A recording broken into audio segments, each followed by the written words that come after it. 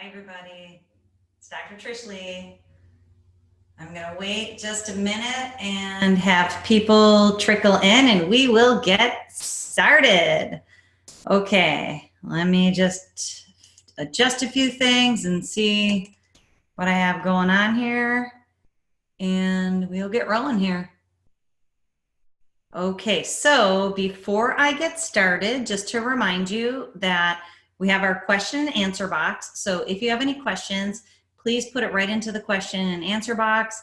Sometimes I'll just answer it right as we are going, and many times I'll hold questions until the end because I know people are on a schedule and I try to stick to a half hour if we can, and then I'm happy to stay as long as we'd like to keep talking, but I know some people have to go, so I try to make sure we cover our content.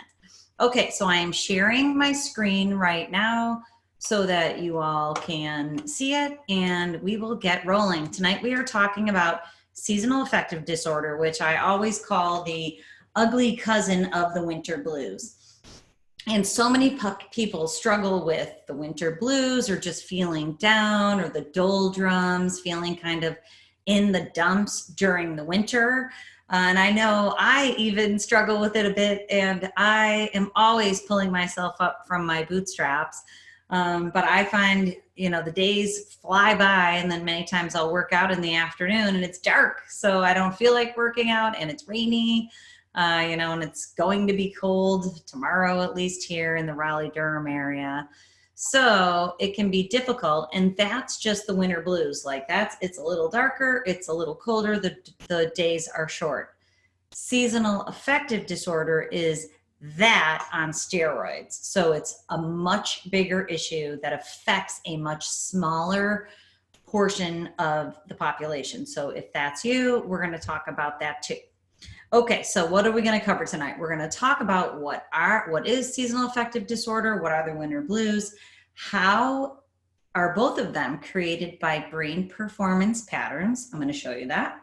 What's actually going on in the brain that creates seasonal affective disorder, and most importantly, what can you do about it neuroscientifically using neurofeedback. I will talk about neurofeedback a little bit because I've basically been certified in most neurotherapies, and I know how to use them all. And the number one thing that I use, the only thing I use these days besides brain health tips, is neurofeedback. But then we're going to get to 3 brain hacks basically that you can use to reboot yourself, which is obviously much more difficult, but we'll talk about that. Okay, so let's improve brain performance to feel better this winter. Now, first and foremost, let's talk about what is seasonal affective disorder. If you suffer from seasonal affective disorder, or you love somebody who does, I will not have to tell you this, but we will just cover it quickly. The main characteristic is it's a depression. It's part of a major depressive disorder. It's a type.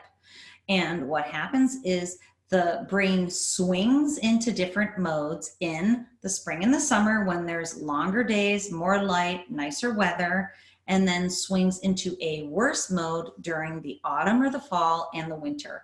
And it's not just mood. It's not that you just feel better in the summer and you feel worse in the winter. Your brain mechanisms are actually changing depending upon the season. So the symptoms are a lingering low mood that persists throughout the winter season, loss of enjoyment or interest in normal everyday activities, irritability, so that is mood disorder, or it is mood symptoms where you're swinging high and low, and things might affect you more and irritate you more, but it's because of the way that the brain is performing. It's not just moodiness per se. Having feelings of despair, guilt, worthlessness, and we know that the holidays can make things so much worse for many people. That's why we're talking about it tonight on December 17th. Lacking in energy, feeling sleepy during the day. Other symptoms include sleeping for longer than normal, but not necessarily feeling refreshed, finding it hard to get up in the morning, your get up and go, got up and went, and carb loading or craving carbs and gaining weight. So let's think about that. So first of all, there's risk factors for seasonal affective disorder in its full-blown capacity. Number one, being female. So we know that that's the majority of the population is at a greater risk for SAD, as it's called, and it's diagnosed 4 times more in women than in men. And we know from the science that women are diagnosed with depression and anxiety much more than men are. So women's brains run in this direction in the first place, and then when the seasons hit, they are affected more. Living farther from the equator, so I half joke, and I know it's probably a bad joke for some people, but seasonal affective disorder is much more frequent in people who live further away from the equator, so either north or south. So we primarily think of that as the north, and where the weather is colder, the days are even shorter, and there's more adverse weather. And trust me, I know this personally because I am from Buffalo, New York. If any of you out there know me, you've heard me talk about this before. We moved here from Buffalo 6 years ago, and I try to, for my brain, I almost put a slide in here, for my brain, I go for a run every day. And so I force myself out into my neighborhood, but I did it even in Buffalo, even when the weather was 10 degrees, when it was 5 degrees, and literally I would come back with frozen lungs. But for my brain's sake, I would force myself outside, but that's so much more difficult when it's freezing cold and there's no sun and it's miserable weather-wise day after day. So 1% of those who live in Florida suffer from seasonal affective disorder, and 9% of those who live in New England or Alaska suffer. That is a far higher percentage of people in more northern atmospheres or more northern towns. But again, that goes the same when we get further away from the equator to the south. So if you really suffer from seasonal affective disorder, and the reason I'm talking about this is we have people on tonight from across the country. Many times we have international people, and I can't totally tell if we have international guests with us tonight, but I sponsor this webinar across the country and the globe for many, many different neurofeedback practitioners. So we have people who are joining us from not so sunny Buffalo tonight, I'm sure, and people who are joining us from Central America and from Florida. So if you have the luxury of being able to move to a more temperate climate and you really, really suffer from seasonal affective disorder, that's not a bad fix if you're able to pull it off, because you can see the percentage drop when people are in warmer weather. And it's because I'm going to show you in a second that it's serotonin deprivation that's at the heart of SAD, but you will not suffer from the serotonin deprivation as much in a warmer climate than you will in a colder climate with shorter days. Okay, we'll move on to that in just a second. Family history. So we know that people who have depression in their family line are more susceptible to seasonal affective disorder. Having depression or bipolar disorder as a diagnosis makes it so much more likely that then you will be affected by the seasons because of the serotonin production. And a younger age, believe it or not, there's science that shows that younger people are suffering from these changes based upon the seasons more so than older people. And, I think it goes actually, it's a discussion for a different day. And I present webinars on electronics and being held accountable all day, every day socially, and that's really wearing on kids' brains. But that's a discussion for a different day. Okay, what does seasonal affective disorder look like in the brain? It looks like serotonin deprivation. So not as much serotonin is, I have a question on what is the age category for the younger age. I believe that, sorry to digress for a second, but I think it is under the age of 21, but I will make a video on it because I've read the scientific articles on it and I know it's young adults.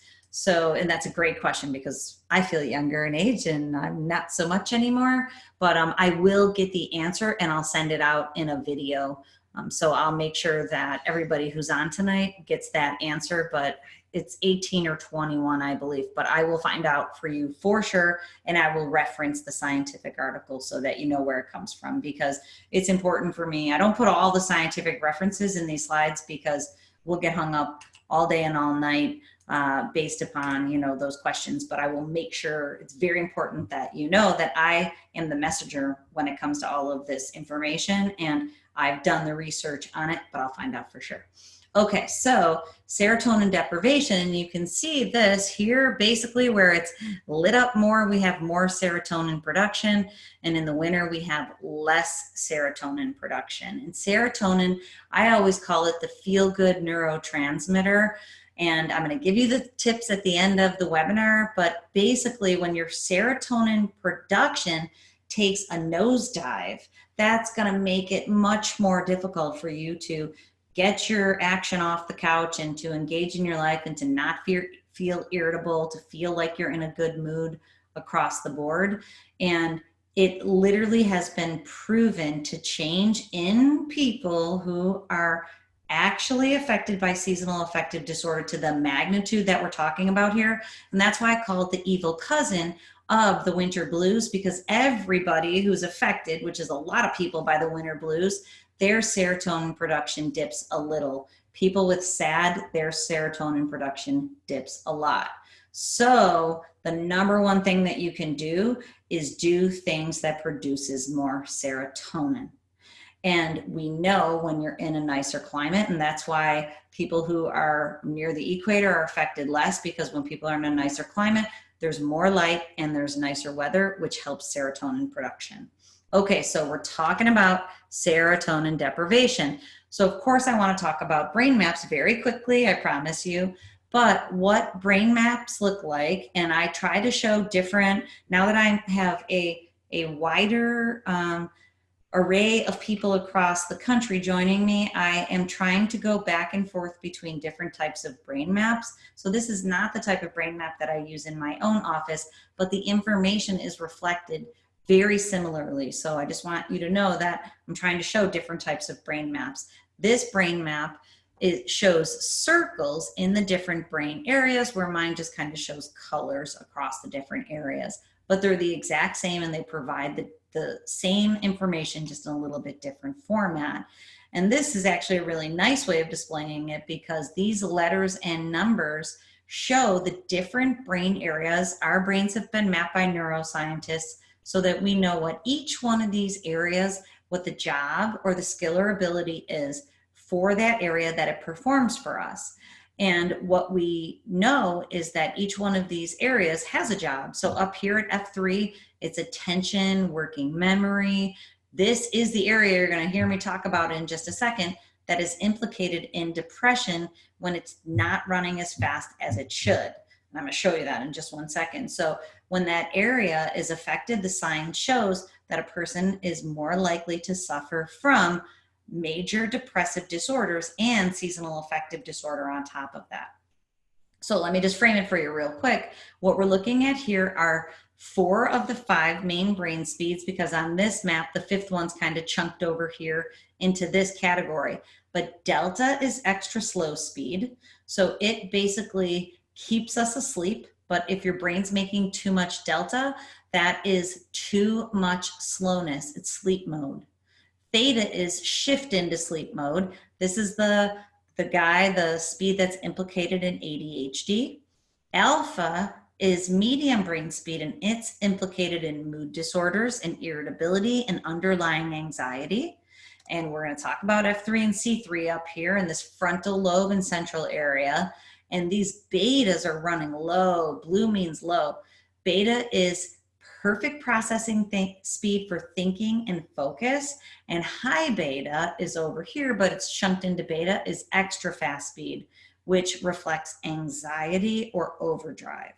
So when a brain is making too much medium speed, and I always call it couch mode, because when it's making the perfect amount, it means you can finally sit down on the couch and relax for a few minutes, which most Americans, but most people are incapable of doing these days, because we as a society have put ourselves into a position where we go, and we never stop. So people's brains are really stuck in this overdrive mode. But when we see alpha running too high in couch mode, and as you can see here on the colors, When we see yellow and red, that's a brain that's running high or very high in a speed. When we see green, it means okay, and I always call it the green zone. That's optimal zone. And when we see light blue and dark blue, that's a brain that's running too low in a speed. So if you just follow me for a second with F3, with alpha being high, up here at F3, the area that is associated with depression when it's running too slow, using too much couch mode, that's what we see, red at F3, and here we see it at C3 too. So this also reflects an asymmetry because the left side of our brain is supposed to run a little bit faster than the right side. So when we see it running a little bit slower, that's another marker that a person may struggle with depression or seasonal affective disorder. So F3 is a really hot area for your neurofeedback practitioner to look at for you to see if it's running slow and it's using too much couch mode. Now, on top of it running slow because it's using too much alpha, we see light blue across the board, across the back of the brain, and we also see light blue across beta, which is perfect processing speed. Of course, I always do everything in air quotes. So perfect processing speed means the speed for calm focus. But when it's being used too low, it means that your brain's not able to get into calm focus. And when we see light blue across the board in the back, that means low power. And so this is the pattern that's associated with seasonal affective disorder. Low power, meaning it is not easy for you to get up and go, and that frontal lobe's running too slow in couch mode, making it even more difficult for you to implement and to get out there and crush it and do all of the things that you want to be able to accomplish in your life. And I know it seems silly that a little bit low of power and a little bit of couch mode can affect people that much, but it really can. And I know in our office, I'm constantly reminding my team that just because we see a little bit, and honestly, this isn't that little, but when we see some areas of neurological dysregulation and we're not seeing a brain that's completely dysregulated, that can really throw people for a loop. And we're used to seeing incredibly dysregulated brains. And so when we see kind of lower key brains, my team will think, oh, this person looks pretty good. Yeah, they look pretty good, but they are nowhere near optimal. Yes, they look better than the majority of the people that we serve. That's a good prognostic indicator because it means if we decrease alpha here at F3 and we power this brain up, that person's going to feel better all winter long, and they're going to feel better all lifelong, which is so important to me. Okay, now down here in dominant frequency, so let me just share with you what I was talking about back here. Magnitude is how high, how much of a speed is being used. And so that's magnitude, or the amount of the speed that's being used. Dominant frequency is how fast that speed is going. So hopefully I won't lose any of you. And if I do, please put a question into the question and answer box. But basically each one of these brain speeds, extra slow, slow, medium, and fast, are supposed to run at an ideal speed that's measured in hertz, cycles per second.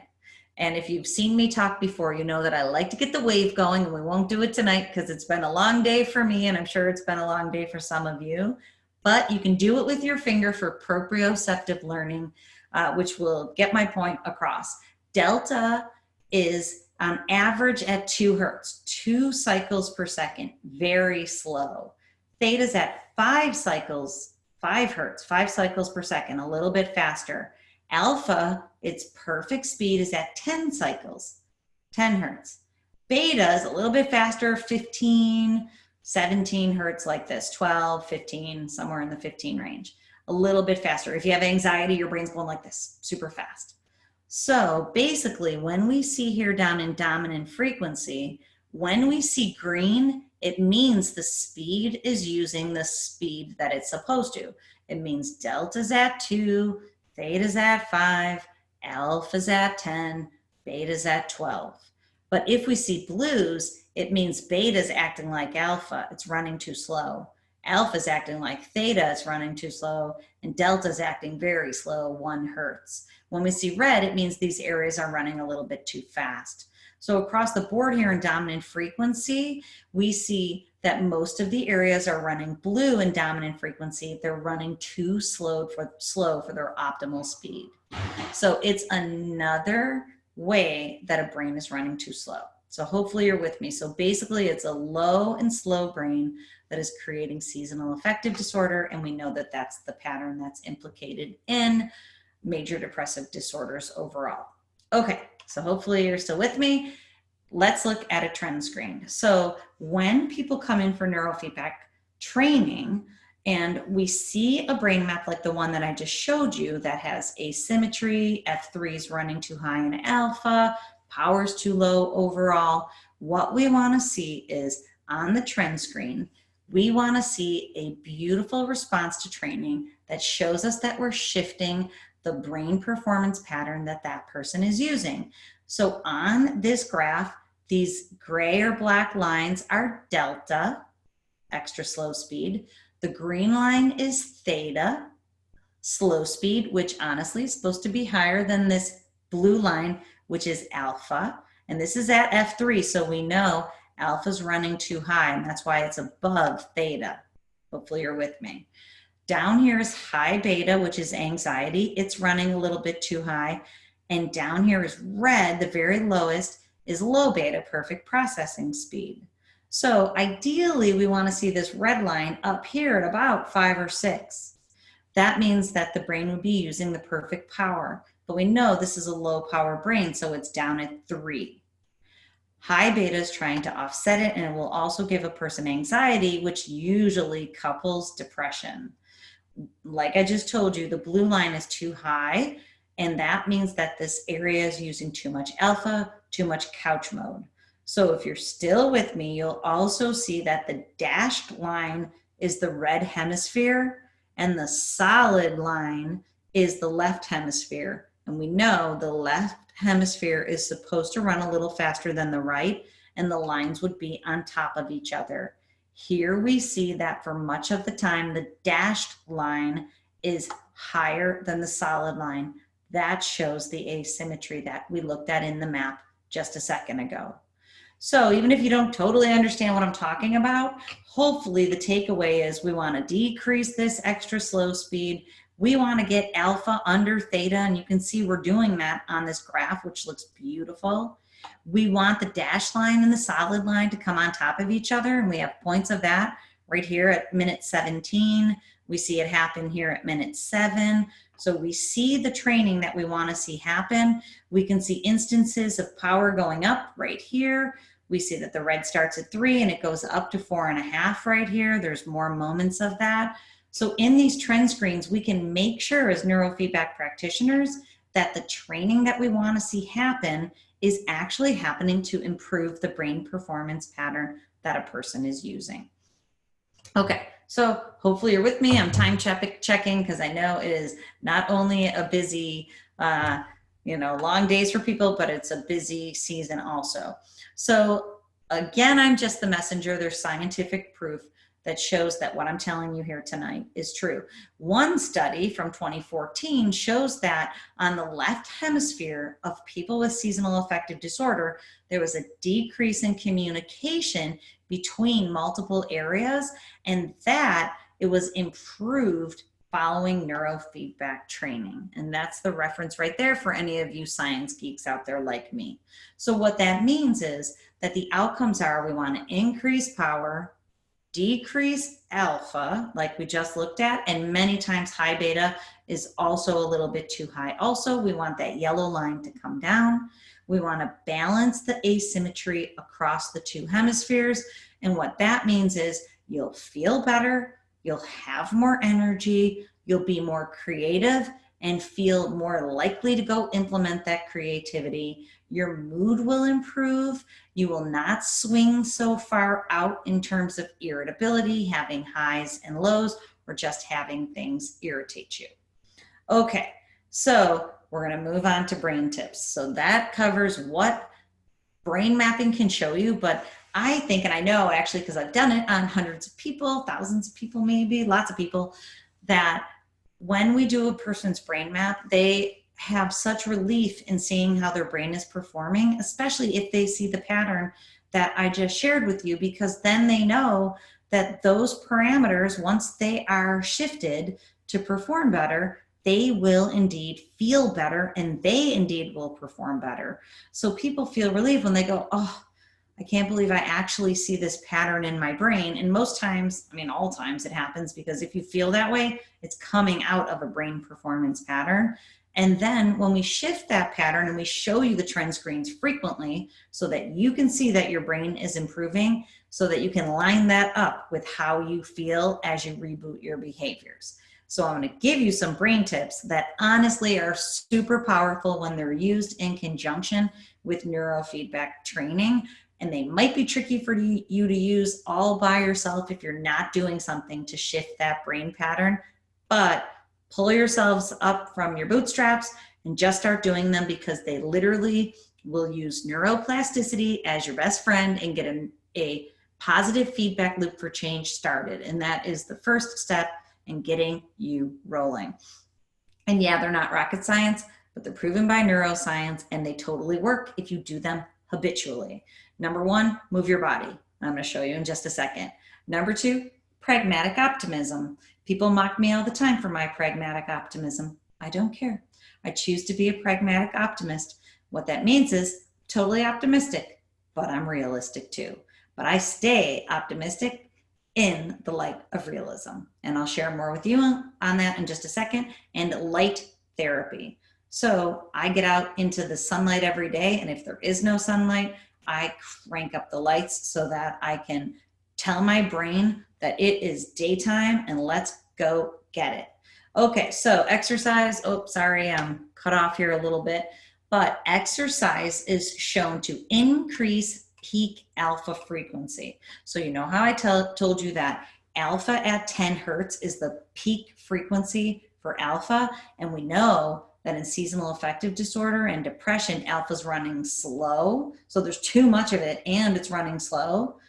Exercise has been shown to increase that peak alpha frequency up to 10 hertz. So now your alpha isn't dragging down at 8 or 7 hertz, which is making you feel sleepy, because that's actually theta. Now it's cranking at 10, which is making you feel energized. Your get up and go is back. So what that will make you feel is calm and focused. It will increase the production of serotonin. It dumps a little dopamine into your system. It dumps a little norepinephrine into the system. Basically, it cranks you up to the perfect level for attention and alertness and to feel good and to feel refreshed. And so it's better to exercise briefly to exhaustion if you can manage it. And I know that might be a stretch if you're feeling in the dumps because of seasonal affective disorder, but it's better than leisurely exercise. So I'll tell you what I do. And actually, most of the team in my office does the same thing. Is I have the Jillian Michaels app. You would think I worked for her, honestly, because I've been talking about her for the last 20 years, but 15 years. She's totally awesome. I have the Jillian Michaels app. Some of the workouts are 20 minutes. Others of them are 40 minutes, but they're tricky. They're tough. So they push you, and basically you have to do an exercise for 25 seconds. And if you follow it, you're doing a hard exercise for 25 seconds. And some of them, it's really a stretch for me to do, but I just keep moving for 25 seconds, which basically means that I am working out quickly, but to exhaustion. I'm pushing my muscles in different groups to really struggle to the end of the 25 seconds. That's what's shown to be better for you than just taking a long walk. Don't get me wrong, I take long walks too, but I try to make sure that at least 3 or 4 times a week, I use my Jillian Michaels app.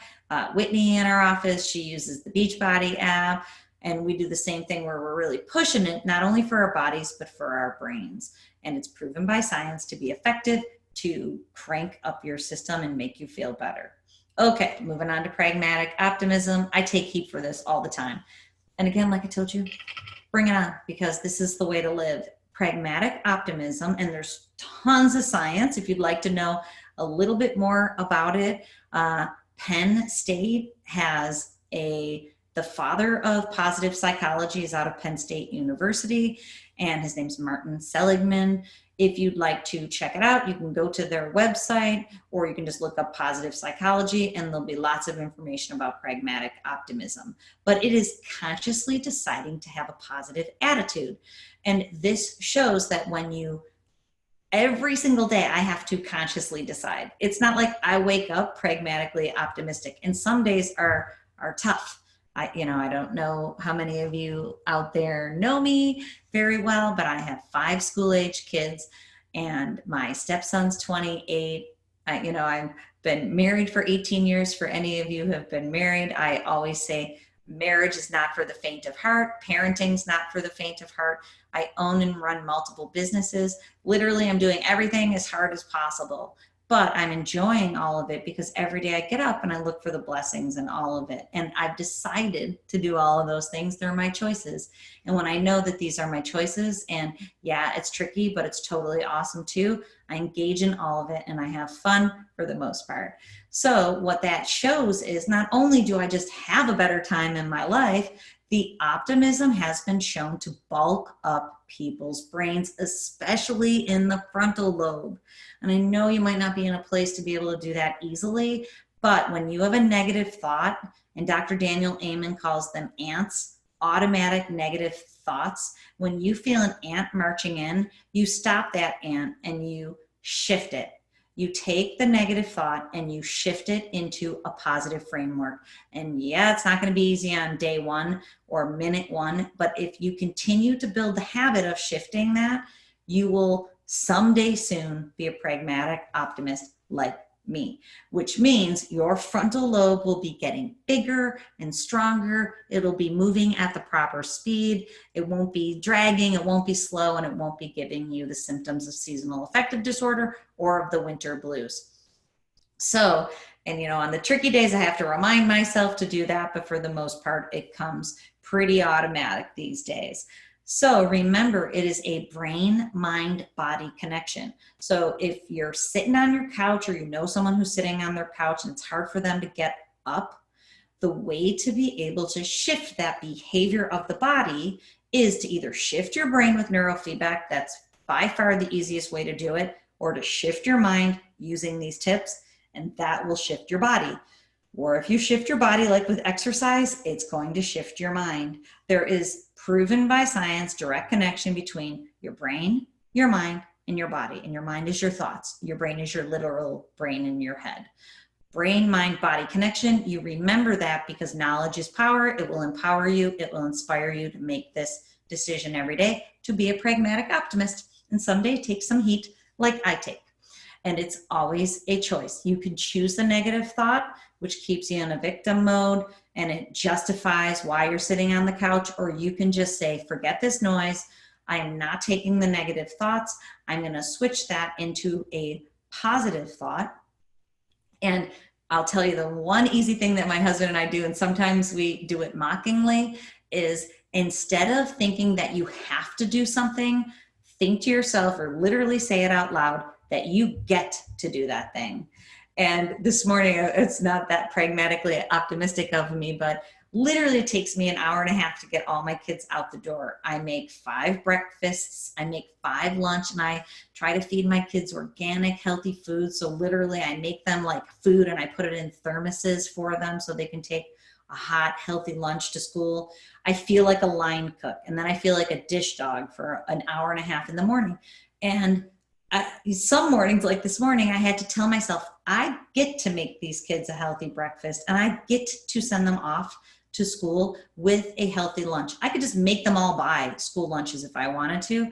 It's my choice. I'm the one who wants to make them these foods and to send them off with fresh fruits and fresh vegetables and organic broths in their meals. That's my choice. Nobody's making me do that. And when I switch that, I remind myself, I'm the one who wants to do this, and then it feels good to me because I've done it. Nobody's made me do it. Okay, so it's a choice. You can choose the negative thoughts over the positive thoughts. And I have another question. I didn't look at it yet. I'll get to it in just a second, but I just want to tell you the last thing is that There's light therapy. So if you've seen me talk before, light is very important in my life. I use lighting to warm myself up and to slide myself into my day in the morning. I keep everything bright. So what I mean by that is I'll put accent lighting on. I get up very early. Usually I'm up before 5. I'll just put on some accent lighting and I'll chill. I do meditation. I have a whole morning routine before anybody else is up. I keep the lighting low. But then as soon as I'm ready to go, I ease my brain into the day, because one thing I really don't like is if my husband ends up waking up, he throws all the lights on automatically, and that like shocks my system into the day. But after I've eased into the day, I do put all the lights on, and I've actually chosen our home because it gets tons of sunlight. It's very important to me. So the sun rises in the back of our house and it comes through all the windows, and it sets in the front of the house and it comes through all the windows. So all day long we have tons of natural light. Very important for me. But I also keep on a lot of lighting. And then in the evening, I start turning off a lot of the lights and I get back to the accent lighting so that I can get my brain ready for bed again. So you can do that with artificial lights throughout your day. And another thing, like I've told you, is I go out for a run usually, but if I can't muster up the energy, I go for a walk midday every day when there's full sun. And that's also my way of giving myself light therapy throughout every single day of my life. And so when one day comes around, like today, where there really wasn't any sun, then it doesn't impact me as much, because all the other days this week I've gotten out in the sun. So if you can do that in your own life, even if you have to drag yourself out on the first couple days, you will be glad. No sun, no problem. And if you look up Consumer Reports light therapy, you'll see that this light box here provides, it's supposed to be artificial sunlight, and there's a lot of science that shows, especially for seasonal affective disorder, sitting in front of this light can help your serotonin production so that you can feel better throughout your day and kind of increase your light throughout the winter months. Okay, well, thank you for the person who keeps asking questions, because so many people don't. Let me see here. Oh, okay, I have a great question about how if someone is very physically active, or if they're even overactive, how is power running low? So if you've had your brain mapped, or if you're a neurofeedback practitioner and you see that someone is a very active pattern with low power, this is a great question, and I love talking about this. And for any of you who come into our office, you now know that I used to be in the office all the time, and my husband's in the office all the time. This has been the stickler. I've been training him for almost 3 years now. We've had so many conversations about this point, so I am well trained in explaining it. The answer is that when someone gets into adrenal fatigue, so if they've been running very hot for a long time, what happens? It's stressed out, burnt out. Long story short, a stressed out brain burns itself out. So you'll be stressed out, then your power will go low because you're burnt out and you're in adrenal fatigue. So your map will look low power, and as a neurofeedback practitioner, this is important, because after you power that person up, typically what you will see then is high beta running higher in relative power. So there's absolute power and relative power on most maps. And if you don't have the parameter of absolute power and relative power on your map, so on the mapping system that I use, there's literally a row that has absolute power and a row that has relative power.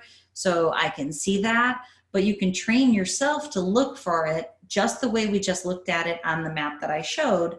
Absolute power is all blue. And then you can see that relative power, and we saw a little bit of this on the map we just looked at, the blue areas are going to, on dominant frequency, are going to be relative power running low. The red areas are relative power of whatever speed running high. So when you see red in dominant frequency of beta or high beta, that's going to be a brain that's running relatively higher in anxiety. That's going to be a person who can't stop, who motors around, never gives themselves a break, but they have a low power brain.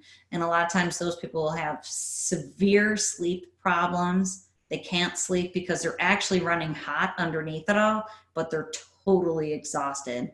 And no joke, right now, probably 40% of our practice at Leigh Brain and Spine are people who are stressed out and burnt out, who have this low power pattern, but underneath it all, they're running hot and anxiety. So hopefully that explains that to you. And the solution for it is powering up using SMR up, sensory motor rhythm up protocol, or using a perfect beta on each side up protocol, while decreasing the slower speeds, and then adding a high beta inhibit if that person is running hot, either on their map. So a good way to look for it is, if you don't see high beta on the map, on the first training session, look to see where high beta was at. And I showed you that on the trend screen. So on the map, high beta didn't look high. On the first trend screen, we saw power low, down in the 3s and 4s of the betas, but high beta was higher than low beta. Hopefully you're following me. Okay, cool. So it seems like you're with me, because that is just classic. So that person will struggle with anxiety and they'll feel depression. We work with so many people, and people who are goers, they really suffer with that pattern. Okay, thank you, because so many people don't want to ask questions. And you know the old adage, I've been a college professor for almost 25 years, believe it or not. The adage is, if you have the question, somebody else has that question too. So thank you. I appreciate that. Okay, so I'm going to wrap up. Not too bad, 7:41. But I wanted to bring your attention to on my website at drtrishleigh.com.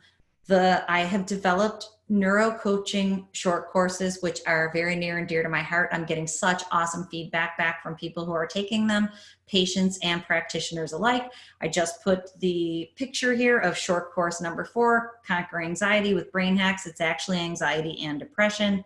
And the short courses are awesome. It's easy language, and it's mostly tips on what to do with your brain for anxiety and depression. And then don't forget, if you put your name into the email at the bottom of my blog post, every week I send out a blog post. Most weeks I send out a blog post, tips for different aspects of improving focus and decreasing stress.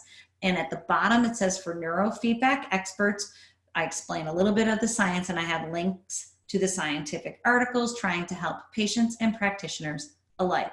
So go to Dr. Trish Leigh and check that out, because people are loving the course. It's $79 for these little courses. It's incredibly affordable, and they're big. They're actually big courses, but all the videos are short, 5, 7, 9 minutes at the most. And that's why people are really liking them, because they're tangible and accomplishable. Thank you very much for joining me tonight. We have a great response, even though people are quiet right before the holidays. If you have any questions, please email me at info@drtrishleigh.com.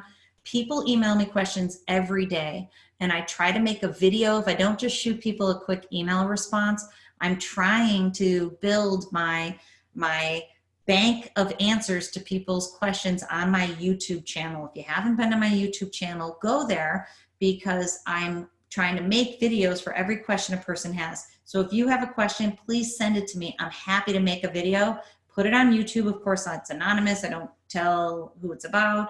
I just talk about the notion or the topic, because again, if you have the question, a lot of other people have that question too. So I'm always happy to make the video, get it on YouTube, so that people can find that answer there from now until the end of time. Okay, have an awesome night, and I hope you enjoy your holiday season. My family's off to Mexico. We have never gone on a real vacation. All 9 of us are going. My kids, my stepson and his girlfriend, and we're going to an all-inclusive, because normally when we go anywhere, this girl has to cook for 6 children and my husband and my stepson's girlfriend. Not this time. Hopefully they can all just go get some food, and I can actually relax for a few days. My brain needs it for some neuro integration. Okay, so enjoy your holiday season. If you have a question, please reach out to me. I'm always happy to answer. Have a great night. Thanks.